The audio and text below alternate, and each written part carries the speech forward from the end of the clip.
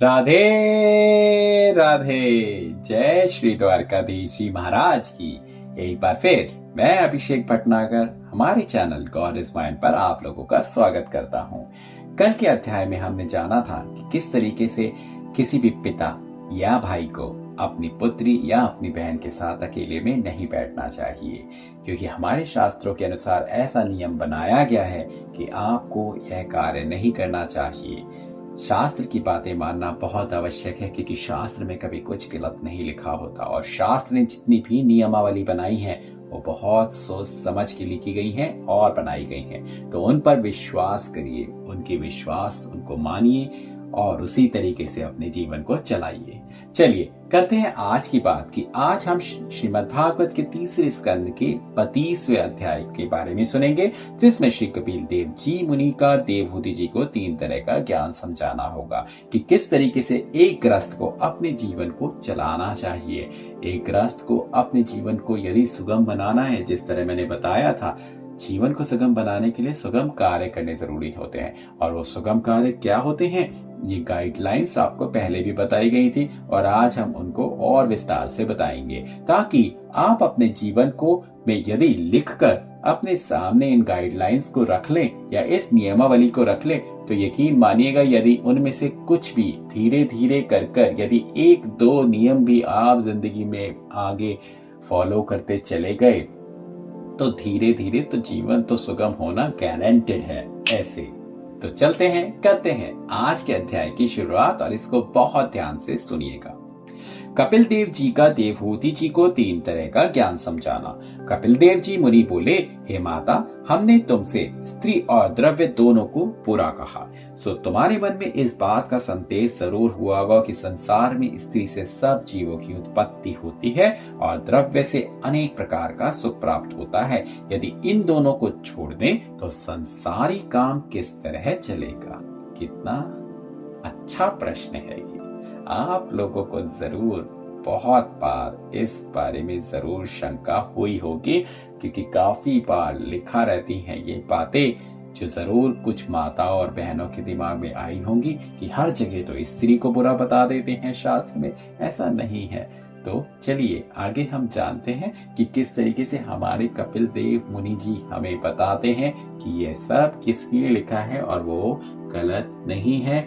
कोई भी धन या कोई भी स्त्री गलत नहीं होती है।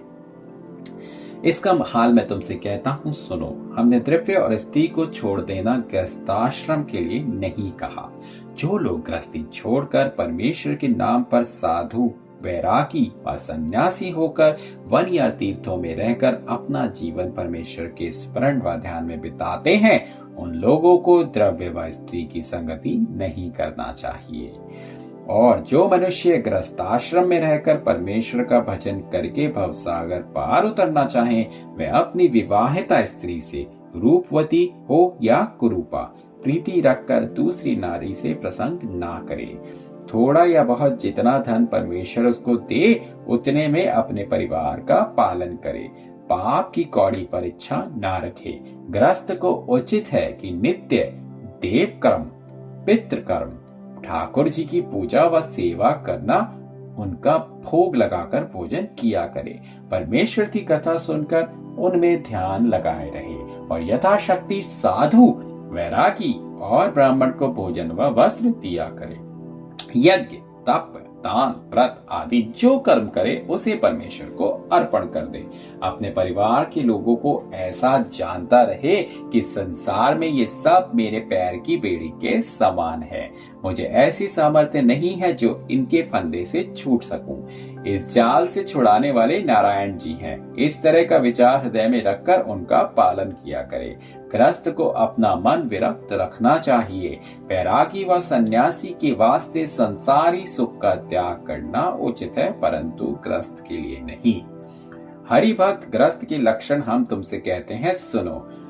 जिस तरह पानी में कमल का फूल जल से पृथक रहता है, उसी तरह हरि भक्त गृहस्थ भी प्रत्यक्ष में गृहस्थी के बीच रहकर अपना मन संसारी माया से विरक्त रखे, मन को परमेश्वर के ध्यान में लगाए रहे, तो गृहस्थ भी मरने के उपरांत सूर्य मंडल में होकर वैकुंठ को जाते हैं। अब अज्ञानी गृहस्थों के लक्षण क्या होते हैं वो भी सुनिए। वे लोग देवताओं और पितरों की पूजा और दान पुण्य कुछ नहीं जानते, परमेश्वर के भजन व स्मरण व कथा कीर्तन में प्रीति नहीं रखते, केवल अपना परिवार पालते हैं और इंद्रियों को सुख देने के लिए अपना जीवन बिताते हैं।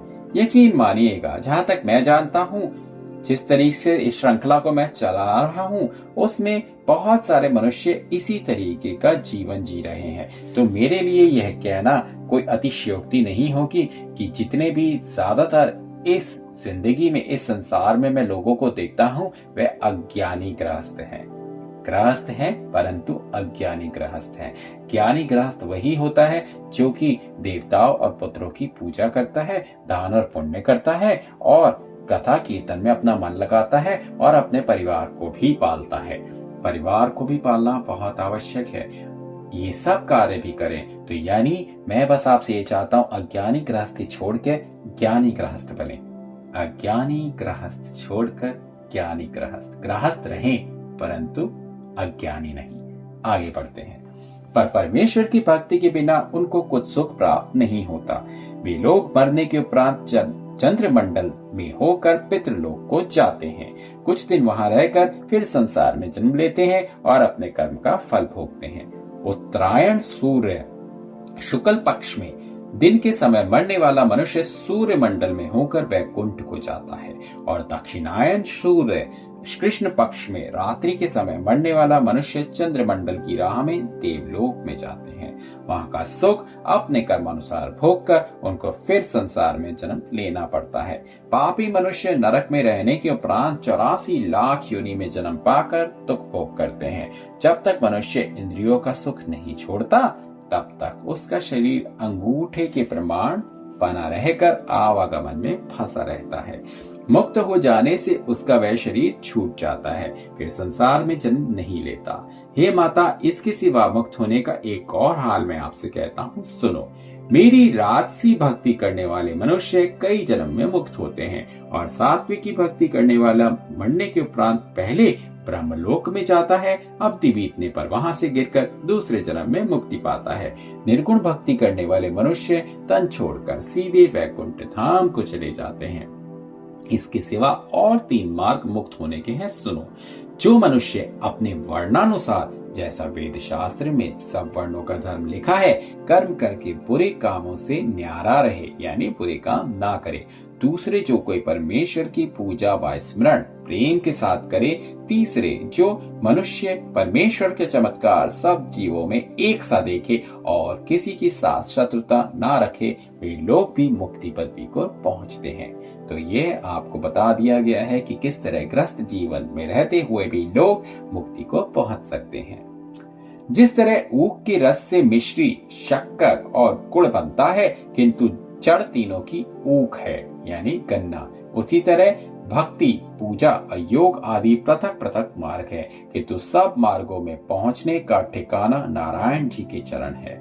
सो हे माता, गृहस्थ, ब्रह्मचारी, वानप्रस्थ, सन्यासी, योगी, यति कोई हो, जिसे परमेश्वर के चरणों में प्रीति है, वह मुक्ति पाता है। जो मनुष्य परमेश्वर से प्रेम नहीं रखता, उसके पिछले जन्मों का पाप उदय हुआ जानना चाहिए। वह अमृत छोड़कर समुद्र का खारा पानी पीकर उसमें मीठा स्वाद ढूंढता है। जिस तरह शुकर को घी और चीनी खिलाओ तो उसे अच्छा नहीं मालूम होता, शुकर मतलब सुअर, विष्ठा प्यारा लगता है, यानी गंदगी। उसी तरह जिस तरह परमेश्वर की कथा विकीर्तन हरिभक्त लोग कहते हैं, उस जगह से वे अधर्मी उठकर चुगली और कुकर्म करने वालों की संगति में आनंद से बैठते हैं। तुलसी पिछले पाप से हरि चर्चा न सुहाए, जैसे स्वर के जोर में भोजन की रुचि जाए। हे माता, मेरे चरणों में प्रीति करने वाले का चित्त संसार में बुरे कामों से विरक्त होकर उसे अपना भला बुरा दिखलाई देता है। मैंने यह सब ज्ञान जो तुमसे कहा, इसको कभी मत भूलना। इस ज्ञान को स्मरण करने से तुम्हें इस विमान के छोड़ने और करदम जी के और मेरे वियोग के दुख नार होगा। कलयुग में लोग इस ज्ञान को सुनकर उसी के अनुसार कर्म करके भवसागर पार उतर जाएंगे। इस ज्ञान के प्रताप से तुम भी मुक्ति पाओगी। इसी ज्ञान उपदेश को कहे सुने चितलाए, भवसागर से पार है, अंत मिले यदुराए। है ना कितनी अच्छी बात। ये सब ज्ञान जो कि कपिल देव मुनि जी ने माता देवहूति को बताया था, इस सब ज्ञान को यदि हम अपने जीवन में ले आए तो बहुत ही ज्यादा जीवन सुगम हो जाएगा। जिस तरह के ये दोहा कहता है कि इसी ज्ञान उपदेश को सुने चित्त लगाकर, भवसागर से पार है, अंत मिले यदुराए। तो आप भवसागर पार उतर जाएंगे और वैकुंठ धाम में अपने वैकुंठ नाथ के दर्शन को पाएंगे। कितनी अच्छी बात है। तो इसी तरीके से हमारा आज का अध्याय समाप्त होता है। कल हम आप लोगों को बताएंगे कि किस तरीके से कपिल देव जी मुनि पूर्व दिशा में चले जाते हैं और सरस्वती के किनारे जाकर बैठकर मुक्त होते हैं। और कल ही हमारा श्रीमद् भागवत का तीसरा स्कंद समाप्त होने जा रहा है। तो आप लोग कल के स्कंद को जरूर सुनिएगा, क्योंकि हम श्रीमद् भागवत के तीसरे स्कंद को समाप्त करके चौथे स्कंद की तरफ बढ़ेंगे। यानी कि हम धीरे धीरे अपने लक्ष्य को, जो कि हमारा लक्ष्य है 365 दिन के अंदर श्रीमद् भागवत का ज्ञान सुनाना, उस ओर बढ़ते चले जा रहे हैं। तो मिलते हैं कल एक बार फिर आपसे, लेते हैं एक बार फिर वही नाम। राधे राधे।